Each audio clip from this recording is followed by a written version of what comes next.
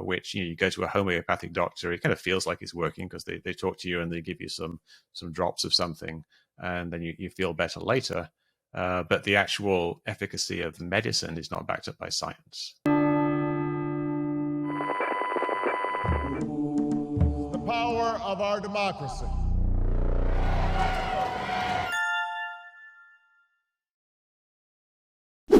Now, you originally got into debunking conspiracy theories by focusing on, is it Morgellons? Morgellons?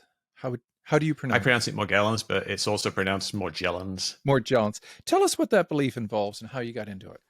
Well, it's an interesting thing. It's essentially people believe there is a disease called Morgellons disease, which is characterized by small fibers emerging from your skin.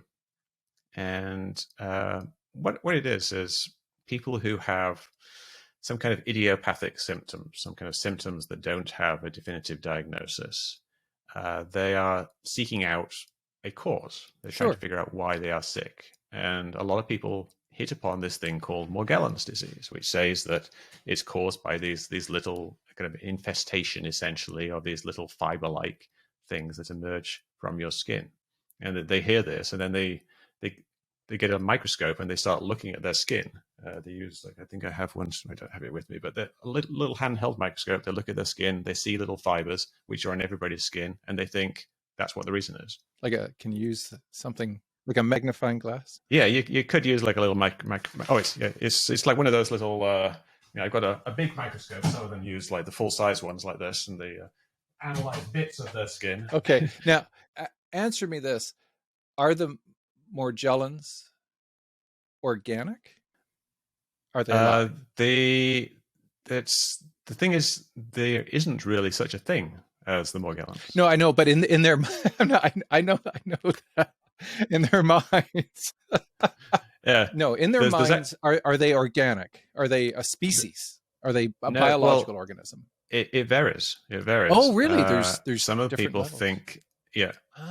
Some people think there is some kind of nematode or something like that is just burrowing into their skin. Some people think it's a nanobot, some kind of microscopic robot that has been sprayed from the air and is infesting people's bodies to act as antennas for 5G radiation to control their thoughts, which sounds ridiculous, but some people actually believe that. So again, there's a range of beliefs. I remembered hearing something and I looked it up, and sure enough, I think the most famous person who subscribes to Morgellons lives not too far from you.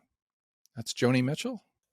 She believes she suffers from this particular disease. I mean, I'm not sure if she's talked about it recently, but yes, it's people get sucked into essentially pseudoscientific medicine. We know people who believe in things that are not backed by science. The simplest example is homeopathy, which you go to a homeopathic doctor, it kind of feels like it's working because they talk to you and they give you some drops of something, and then you feel better later. But the actual efficacy of the medicine is not backed up by science. It's homeopathic things are right. It's vastly just diluted. Placebo at best. Yeah. The most famous homeopathic thing is oscillococcinum, which is 10 to the power of 200 dilution, which, if you know anything about math, means it's less than one atom in the universe of the original stuff. Isn't it? Somebody said if you're in London drinking a glass of water, you'd have a better chance of drinking in some of Oliver Cromwell's urine than you would of anything. Yeah, if you were in Alpha Centauri or the Andromeda Galaxy, you would have a better chance of it, because that's just how rare it is. It doesn't work. But people believe it because it gives them solace that they have something that they can use to treat their symptoms.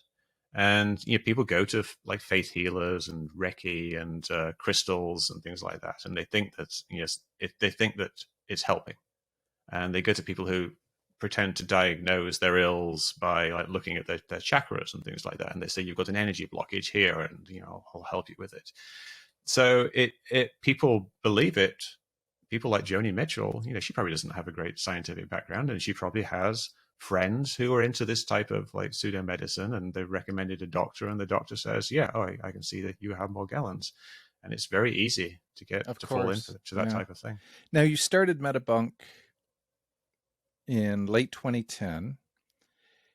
You were doing the Morgellon site 3 years prior to that.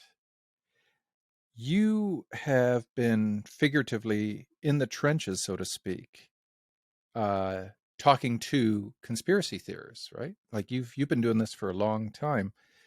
What patterns have you noticed? What's some of the most important?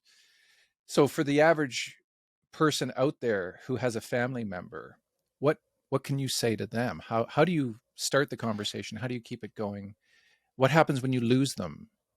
Yeah, the biggest commonality I found is that they're very touchy, very sensitive people, which is for a number of reasons, I think. And the biggest one is that they know that their belief is not a mainstream belief, and they know that a lot of people think that it's ridiculous, and they're afraid of mockery. They're afraid that people will make fun of them, so they don't like talking about it, and they get angry and naturally defensive. But they're also afraid of being proven wrong. They're holding on to a belief that they think is a defining belief in their worldview. With conspiracy theorists, they've discovered this wonderland, this whole new way of interpreting the universe.